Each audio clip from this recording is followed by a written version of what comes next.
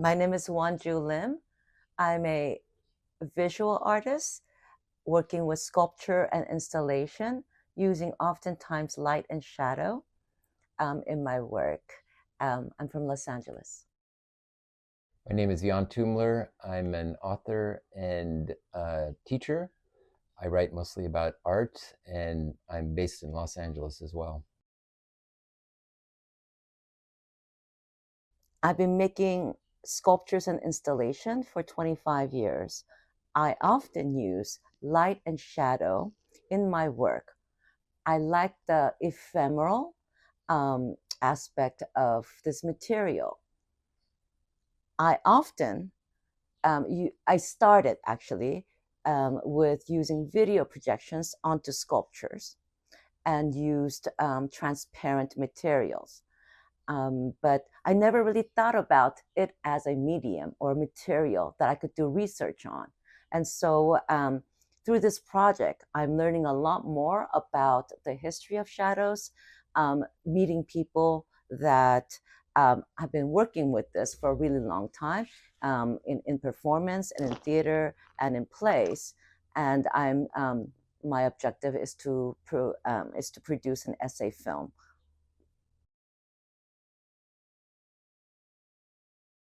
I'm sure this is something that I've read in different literatures and maybe different history and theory books, but I'm very much interested in thinking about the shadow as my first other, my first friend, my first me who is also not me, my first other who is not another's other, that is also me and not me at the same time.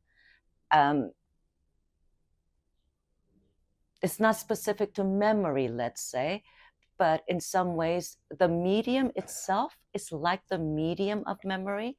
If memory were to articulate itself visually in this world, I imagine it's not necessarily like a shadow, but it acts very much like the way light interacts with object that then becomes a shadow that comes in and leaves, that could superimpose, that becomes other shapes and back to its own shape, that's constantly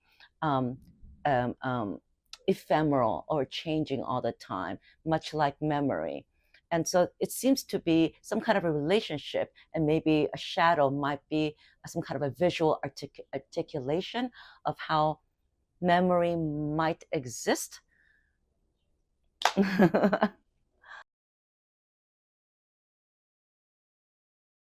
am probably Won Ju's assistant in this project, but I could glorify my role by saying I'm also a collaborator.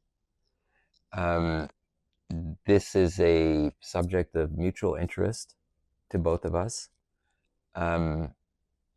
I think I, too, have long been interested in the shadow and really coming to it maybe more from the angle of narrative and folklore, as we discussed a little bit.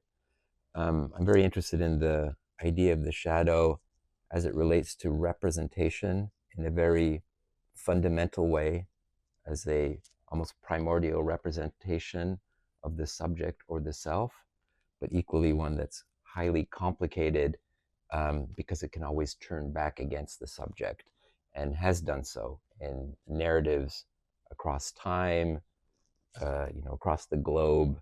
The shadow always has a slightly mischievous, even potentially evil aspect at times.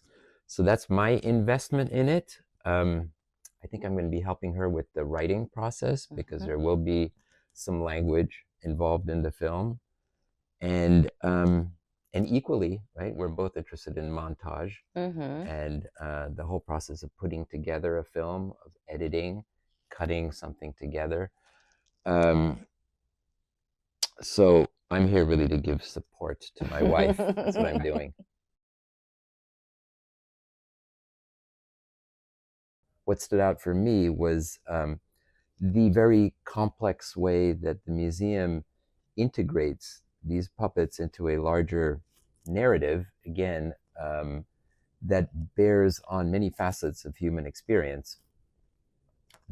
there's a it's underpinned by a motive to collect and preserve aspects of these puppets and to thereby put them on show and keep them visible in everyday life.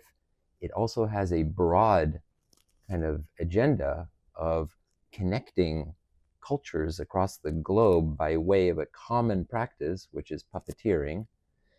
And then finally, the part that was most surprising to me is this use of the puppet in psychotherapy as a therapeutic device, which is not at all unrelated to the other ones, but is a kind of addendum that I wasn't expecting, and that really fills out the program in a way that makes it very compelling.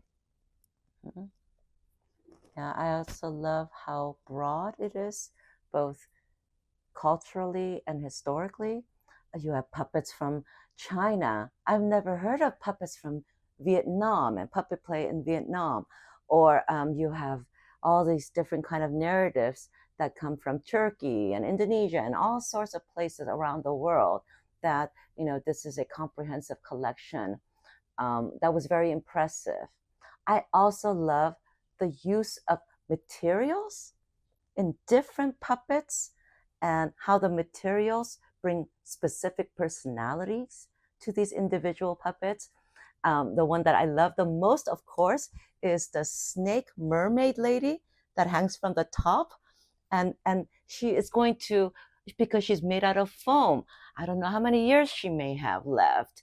And I really like that, you know, that it's not, that she's not something that will live forever, that as her material dies, she will also have mortality through the material. And that to me was very special.